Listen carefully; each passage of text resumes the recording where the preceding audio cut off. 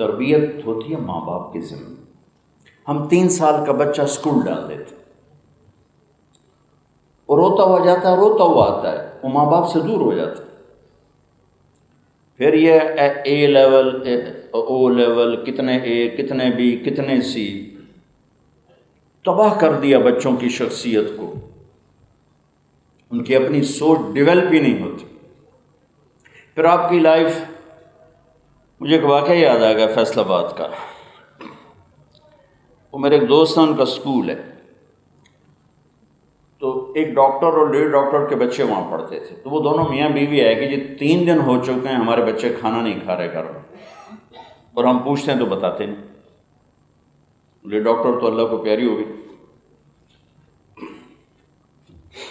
تو انہوں نے دونوں بچے بلا لی، کبھی یہ آپ کے امی اور ابو کہہ رہے ہیں آپ لوگ کھانا نہیں کھاتے، کہاں، اور کیوں نہیں کھاتے، کہیں ان کے سامنے نہیں بتائیں گے۔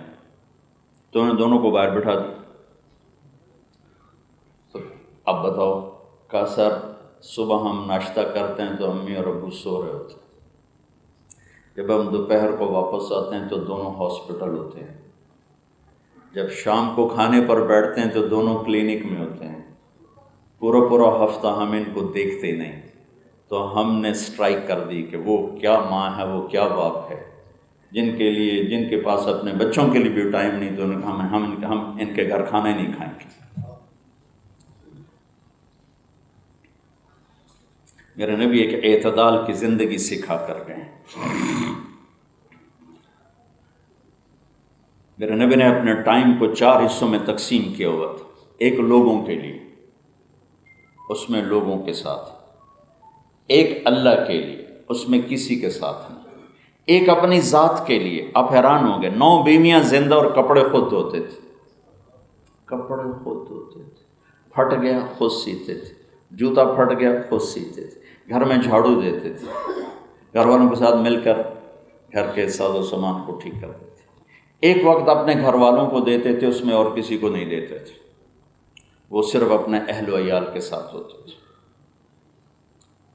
4 حصوں میں ٹائم کو تقسیم کیا ہوا تھا۔ اس ہستی نے جن سے زیادہ مصروف نہ پہلے آئے گا نہ بعد میں آئے گا، جن سے زیادہ ذمہ داری کا بوجھ لینے والا نہ پہلے آیا نہ بعد میں آئے گا، تو انہوں نے اپنا ٹائم کو یوں بیلنس کیا ہوا تھا۔ تو پہلا قصور ماں باپ کا ہے جو اولاد کو ٹائم ہی نہیں دیتے۔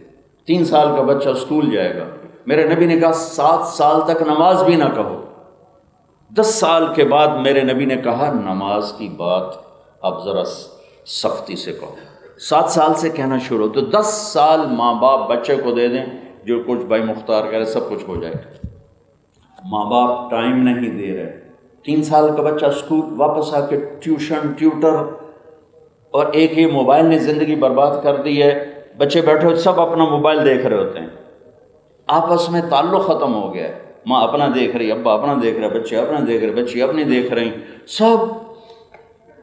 فیصل آباد کا سچا واقعہ ہے، ہمارے جاننے والے ایک خاتون ٹیچر تھیں، تو وہ پیپر چیک کرتے رونے لگی، تو ان کے میاں بیٹھے تھے پاس، تو وہ کہنے لگے کیوں رو رہی ہو، تو نے پیپر آگے کر دی، اور رول نمبر لکھا تھا، نام نہیں تھا، اس پہ ایک کویسچن تھا آپ کیا بننا چاہتے ہیں، تو بچے نے لکھا تھا کہ I want to be a smart phone, میں یہ آئی فون بننا چاہتا ہوں کہ میں جب گھر آتا ہوں نہ میری ماں توجہ دیتی ہے نہ میرا باپ توجہ، ماں سے بات کرتا ہوں تو وہ دیکھتی فون کو ہوں میرے ساتھ کرتی، باپ سے بات کرتا ہوں تو وہ دیکھتا فون کو ہوں میرے ساتھ کرتا ہے، تو میں حسرت کرتا ہوں کہ کاش مجھے بھی اتنی توجہ ملتی جتنی میرے ماں باپ یہ آئی فون کو یا یہ سیمسنگ کو توجہ دیتے ہیں۔ تو وہ کہنے لگا رونے کی کیا بات ہے، کہ یہ تیرا میرا بچہ ہے جس نے یہ پیپر لکھا ہے، یہ اپنا بیٹا ہے۔ پہلا قصور ماں باپ سے شروع ہو رہا ہے۔ اناٹمی پڑھ کے کوئی انسان تھوڑا ہی بنتا ہے، یا سرجری کر کے کوئی انسان تھوڑا ہی بنتا ہے۔ انسانیت تو میرے نبی کے در سے ملتی ہے، میرے نبی کی زندگی سے ملتی ہے۔ جو نہ ماں باپ سکھاتے ہیں تو ادارے کہاں سے سکھائیں گے؟ ایک ماں 2 بچے نہیں سنبھالتی اور ٹیچر سے کہتی میرے بچے سنبھال، جو 40 پہلے لے کے بیٹھی ہوئی، 30 پہلے لے کے بیٹھی ہوئی. اور آگے میں ایک لطیفہ سنایا کرتا ہوں، آگے تنخواہیں تھوڑی